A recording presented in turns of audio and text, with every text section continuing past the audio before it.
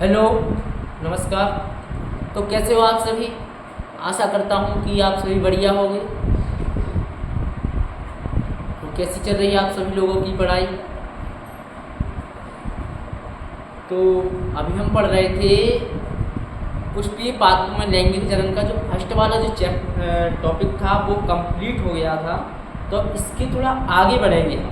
पुष्प की संरचना और पुष्प का नामांकन मैंने आपको बता दिया। अब आगे बढ़ते हैं। तो सबसे पहले बात करें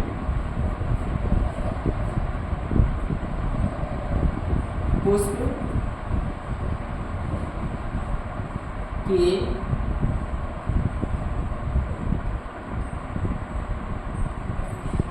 सहायक अंग। पुष्प के सहायक अंग, तो पुष्प के सहायक अंग है हमारे वाहदल,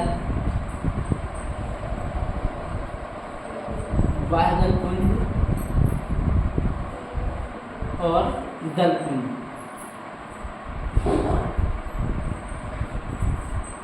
वाहदल पुंज और दल पुंज।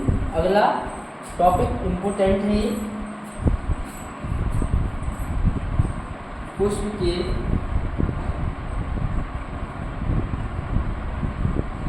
जनन अंग। जनन अंग,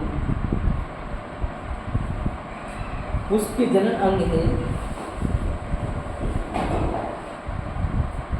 जायांग और पुंगंग। ये आपको याद रखना है, ये सब इम्पोर्टेंट है। एक चीज़ आप पहले मुझे ये बता दो, सबसे पहले कमेंट में बताओ ये चीज़ कि पुष्प में कैसा जनन होता है। पुष्प में कैसा जनन होता है? ऑप्शन है आपके पास। नंबर पहला लैंगिक, लैंगिक। नंबर दूसरा अलैंगिक। लैंगिक और अलैंगिक। तो आप बताओ कि पुष्प में लैंगिक जनन होता है कि अलैंगिक जनन? जल्दी से कमेंट बॉक्स में बताइए आप लोग। तो मैं बता दूं आपको, पुष्प में लैंगिक जनन होता, उसमें कैसे जनन होता है? लैंगिक जनन होता है। अब देखिए, पुष्प के चार भाग। कितने भाग है पुष्प के? चार। मेन मेन भाग कौन से पुष्प के? चार भाग। नंबर पहला वाहदल पुंज, नंबर दूसरा दल पुंज, नंबर तीसरा जायांग और नंबर चौथा पुंगंग। ये चार भाग हैं। अब चारों भागों को हमें डिटेल से पढ़ना है। तो सबसे पहले अगर हम बात करें, पहला जो हमारा भाग है वो है बाह्य दल पुंज। बाह्यदल पुंज, जिसे हम अंग्रेजी में कैलिक्स, जिसे हम अंग्रेजी में क्या कहते हैं? कैलिक्स। तो जो पुष्प का सबसे बाहर का भाग है इसे हम बोलते हैं बाह्य दल पुंज। जो सब पुष्प का सबसे बाहरी भाग है उसे बोलते हैं बाह्य दल पुंज। और इसकी इकाई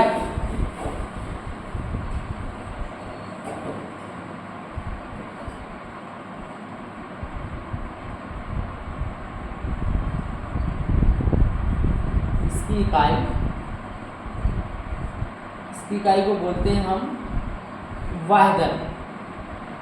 इसकी इकाई को क्या कहते हैं? वाहदल। इसकी इकाई को क्या कहते हैं? वाहदल। यानी वाहदल पुंज की इकाई को क्या कहते हैं हम? वाहदल कहते हैं। और वाहदल ये कैसा होता है? नंबर पहला वाहदल पुंज,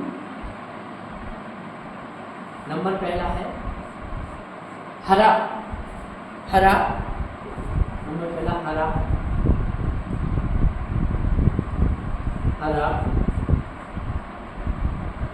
नंबर दूसरा पॉइंट है प्रकाश संश्लेषी होता है। प्रकाश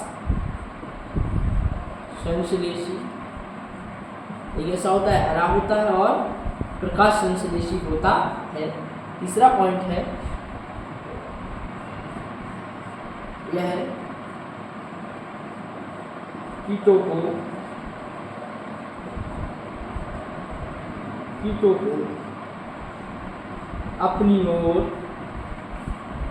अपनी ओर आकर्षित करता है। कीटों को अपनी ओर आकर्षित करता है। तो इसके 3 काम है मुख्यतः जो आपको याद रखना है। बाह्यदल पुंज कैसा होगा? हरा होगा, प्रकाश संश्लेषी होगा तथा कीटों को अपनी ओर आकर्षित करता है। हरा, प्रकाश संश्लेषी तथा कीटों को अपनी ओर आकर्षित करता है। और बाह्यदल पुंज की इकाई को हम बाह्यदल कहते हैं और इसको बाह्यदल पुंज को अंग्रेजी में हम कैलिक्स कहते हैं। ये आपको याद रखना है। अब हम आगे बढ़ते हैं इसी क्रम में दूसरे पर। अगला है हमारा दल पुंज। क्या है? दल पुंज।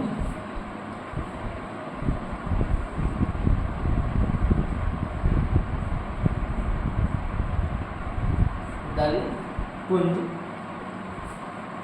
जिसे हम अंग्रेजी में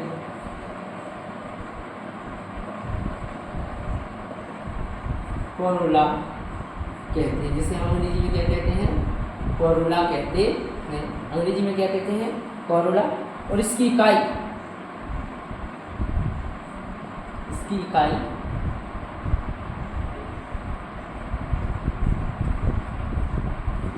को कहते हैं हम इसकी इकाई को कहते हैं दल। क्या कहते हैं? दल। दल पुंज की इकाई को क्या कहते हैं? दल पुंज की इकाई को कहते हैं हम दल। क्या कहते हैं? दल कहते हैं। और ये कैसे होते हैं? नंबर पहला, ये होते हैं चमकीले। ये कैसे होते हैं? ये चमकीले होते हैं। आगे पॉइंट बात करें। तथा परागणकारियों को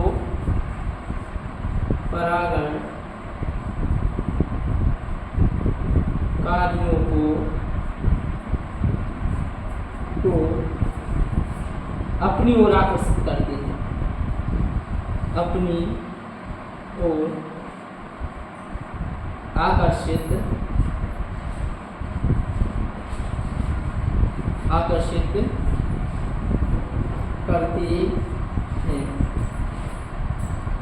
तथा परागणकारियों को अपनी ओर आकर्षित करते हैं। यानी जो परागण करने वाले हैं उनको अपनी ओर आकर्षित करते हैं। कौन? जो हमारे दल पुंज हैं। ठीक है। तो आज हमने क्या बाह्यदल पुंज और बाह्यदल के बारे में आज हमने पढ़ लिया है। और 2 पॉइंट और आपको इसमें याद रखना है।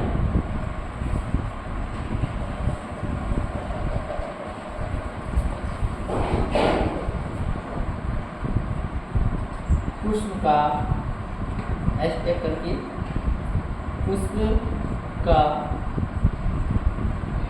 नर जनन अंग। पुष्प का नर जनन अंग। पुष्प का नर जनन भाग। पुष्प का नर जनन भाग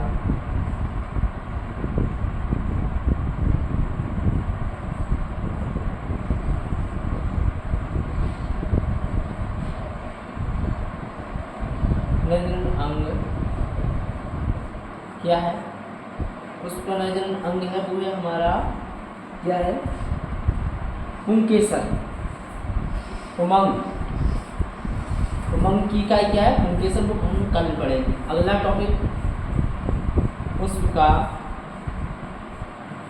मादा जनन अंग वो क्या है हमारा? जायन।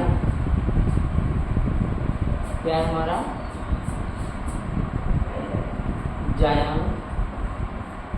जायन। देखिए इसको एंड्रोसियम और गाइनोसियम। तो हम उनको कहेंगे हम एंड्रोसियम।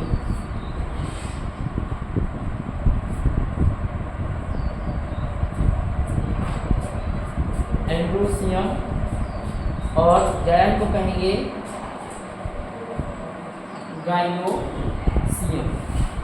अंग्रेजी भी याद रखना है।